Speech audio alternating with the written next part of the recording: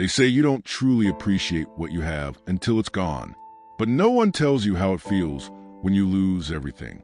Not just the money, not just the job, but your peace, your purpose, even yourself. Life can change in a blink. One moment, everything feels perfect. You're smiling, you're winning, you're on top of the world. And then, just like that, it's gone. This is not just a story. This is my story. How I lost it all, my peace, my stability, my trust, my world. Not because I wasn't strong, but because sometimes life is harder than we ever expect. If you've ever been broken, betrayed, or had everything crash around you, this one's for you. Before the fall, there was a rise, a season where everything felt right. The kind of chapter in your life where you wake up each day not with fear, but with confidence, maybe even pride. That was me. I had it all, or at least that's what it looked like from the outside. The money was coming in steadily. I was respected in my field. I had people around me, clapping for me, calling me boss, big man, winner. There was love, or what I thought was love. I had friends, or what I thought were friends. The house, the car, the plans. I had built a life that looked perfect on paper. I won't lie to you, I felt powerful. I felt seen. There was a part of me that believed I had figured life out. And why wouldn't I? I was doing well. I was helping others. I had goals. I was making moves. Everything I touched seemed to work. But here's the hard truth. Comfort can be deceiving. It can blind you. And sometimes, in your moment of success, you stop listening. You stop checking your foundation. You ignore the small cracks because you're too busy celebrating the view from the top. Looking back now, I realized I was too comfortable. I stopped asking the hard questions. I stopped looking deeper. And deep down, I think I knew something wasn't right, but I brushed it off. Have you ever been so comfortable, so sure of your life, that you ignored the signs of storm coming? Think about that, because sometimes the most dangerous place to be is not at the bottom, but at the top, when you're too confident to see the warning signs. Things didn't fall apart in a single day. They started with little cracks, moments I brushed off as nothing serious. I stopped sleeping well, but told myself I was just busy. I noticed the tension in my relationships, but I kept avoiding the hard conversations. I started losing joy in the things that once made me feel alive, but I called it a rough patch. I saw it. I felt it, but I didn't want to deal with it. So I looked away. Then came the red flags, rare warning signs. In people, friends who only called when they needed something. Partners who didn't clap when I was winning. Clients or associates who promised too much, too fast. But I kept saying, maybe I'm overthinking. I gave too many chances. I trusted too easily. And sometimes, I just didn't want to be alone. In business, the numbers didn't add up, but I believed sweet talk. I put money into things without doing proper checks. I ignored my gut and let hype lead my decisions. In health, I felt drained, tired, burnout. My body was screaming, rest. But I pushed harder because I thought resting was for the weak. Looking back, some of my worst decisions weren't made out of foolishness. They were made out of ego. I didn't ask for help because I didn't want to look small. I kept showing up strong, even when I was breaking inside. I chased status, success, attention, instead of substance. And then there was fear. Fear of missing out. Fear of being left behind. Fear of losing respect if I showed weakness. But perhaps the most dangerous of all was overconfidence. I believed I could fix everything. That no matter what, I'd find a way. But sometimes, the fall comes when you think you're untouchable. What happens when pride drowns out your instincts? Think about that. How many times have you felt something was wrong, but ignored it just to protect your image? How often do we silence our inner voice, just to appear strong, successful, or in control? I didn't fall because I was unlucky. I fell because I didn't listen. The signs were there. I just wasn't ready to see them. There's always that one moment, that phone call, that message, that silence that says everything is no longer the same. It doesn't always come with thunder. Sometimes it's quiet, too quiet. One day, you're on top of the world. The next, it's like the ground beneath your feet disappears. You feel like you're falling, but there's no bottom. For some, it's a betrayal. Someone you trusted turning their back on you. For others, it's a business deal gone wrong, or a loved one suddenly gone, and you're left holding nothing but memories, regrets, and unanswered questions. The hardest part isn't just what happened. It's what it does to you on the inside. Shocked, this can't be happening. You keep replaying the moment over and over, hoping to find a loophole, a fix. Denial. You try to move on like nothing happened, pretending the pain isn't real. Anger at yourself, at others, at God, at life. You scream in silence, wondering, why me? Fear. How do you start over? How do you face people? How do you face yourself? You feel naked, exposed, weak, like a part of your identity has been ripped away. This is the part no one talks about. The sleepless nights where your mind races through all the what-ifs. The fake smiles during the day so no one sees you breaking. The feeling of watching others succeed while you crumble in silence. And worst of all, the voice in your head that whispers, maybe you're not good enough. This moment, the breaking point, it humbles you. It reminds you that everything external is fragile. Money fades, people change, opportunities come and go. But you, your heart, your soul, your mindset, that's where the rebuilding starts. What do you do when everything you build turns into dust in your hands? Do you crumble with it? Or do you start again with just your bare hands and a wiser heart? When everything crashes, it doesn't always make noise. Sometimes the fall is silent, like a building collapsing in slow motion, and you're the only one who hears it. At first, you try to stay strong. You tell yourself it's just a bad season. You smile through it, pretend, act like it doesn't hurt as much as it does. But the nights tell the truth. The pillow knows.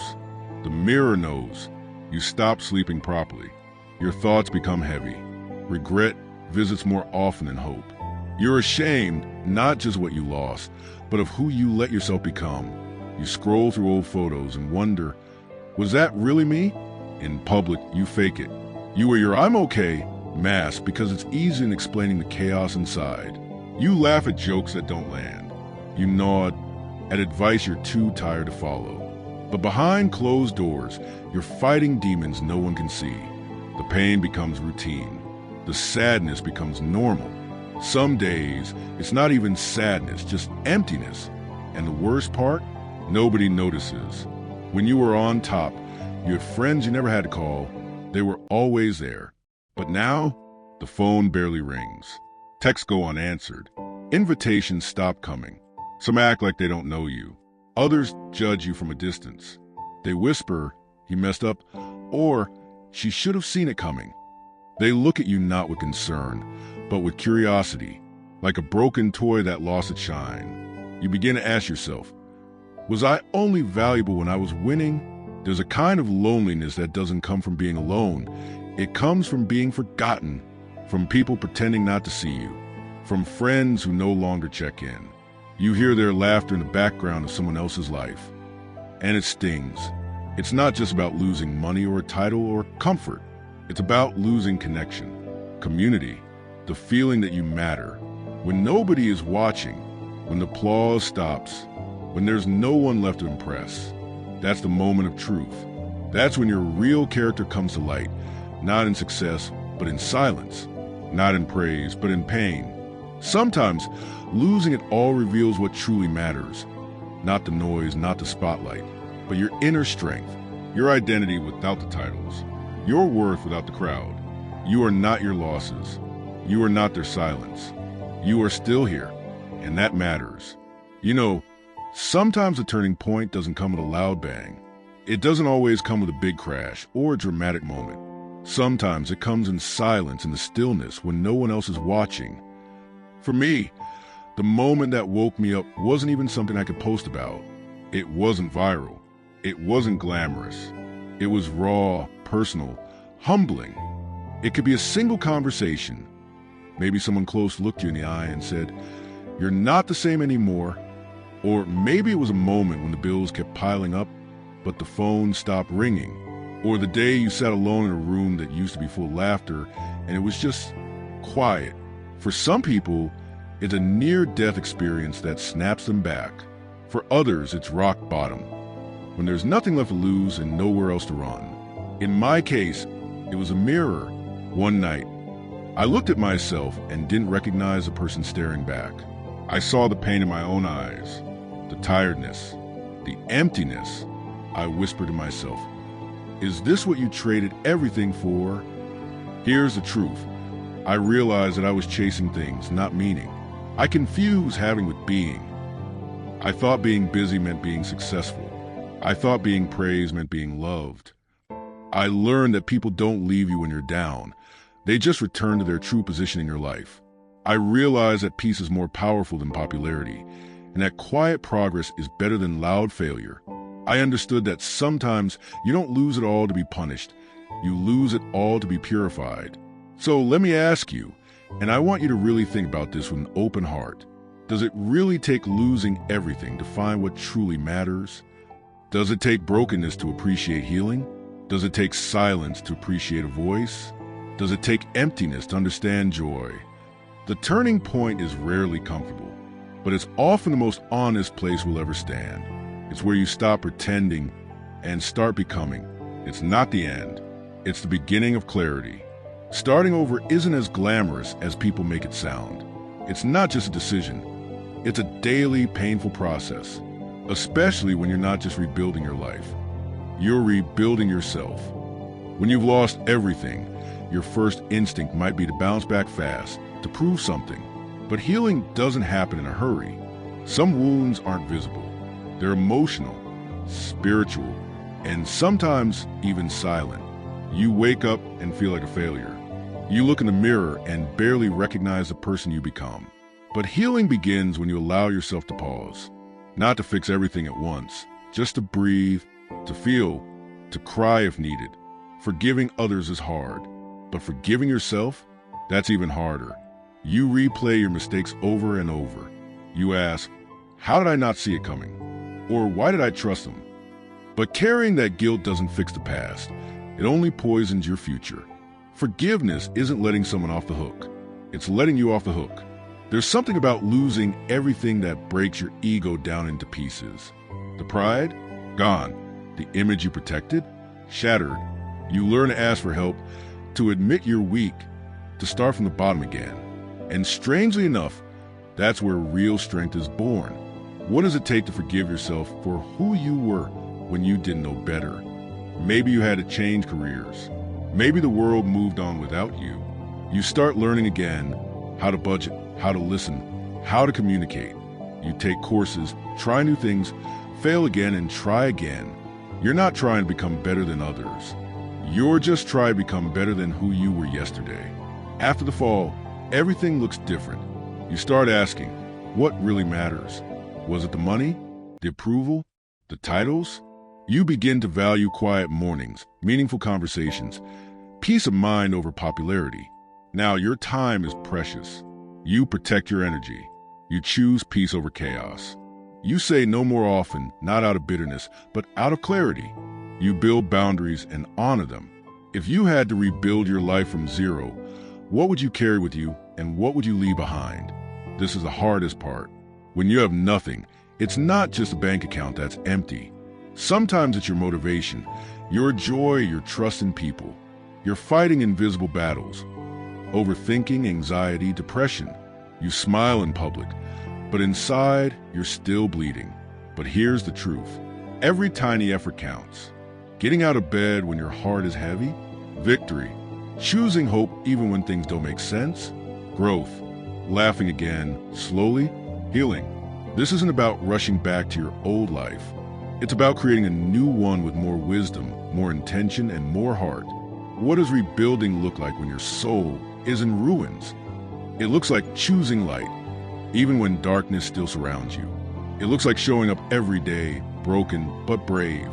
If I could sit across from my younger self right now, I wouldn't start with blame. I wouldn't shout or shame him for the mistakes he made. No, I'd look him in the eye and say, "You're doing your best. but you don't know what's coming.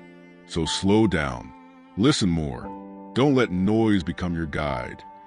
I'd remind him that success isn't always loud, and failure isn't always the enemy. That not every friend clapping for you is truly happy for you. That sometimes the people you trust the most will be the ones who disappoint you the deepest. I'd tell him to value peace over praise. I'd say, take care of your mind. Don't spend so much trying to impress people who would forget your name the second you fall. Most of all, I'd say, it's okay to lose. It's not the end of your story. In fact, it might be the start of the real one. When I had it all, the money, the access, the spotlight, I thought I was free. But now, looking back, I realized I was trapped in image, a version of myself I created to keep everyone clapping. I never stopped to ask, am I truly happy? Am I proud of the person I've become? Losing it all stripped me of every illusion. And in the silence that followed, I met myself for the first time. I found strength I didn't know I had. I learned patience. I learned how to sit with pain and not run from it. I discovered who was real. I realized that peace is louder than applause. And somehow, I became richer in the places that truly mattered. In wisdom, in humility, in compassion. You see, having it all made me visible, but losing it all made me human. Today, I don't define success by what I have. I define it by who I am becoming. Success to me is waking up without fear, being able to smile without faking it. It's being surrounded by people who don't need what I can give them. They just value my presence. Happiness? It's no longer the loud moments. It's the quiet ones, a deep breath, a peaceful night's sleep, a sincere laugh.